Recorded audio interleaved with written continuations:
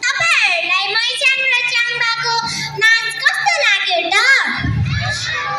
ए लालु ओया केके जुलजी ए लालु ओया मानाको ओया ए डाँडा घरे साई मैले हत्ते गरेर के गर्ने भनौँ भने पढाइ नै सकेको छैन। कस्तो हँसाएको तपाईले? ल फेरि पनि मिक्स सङ लिएर आफ्नो सुन्दर नृत्य देखाउन अब हाम्रा साथीहरू आउँदै हुनुहुन्छ।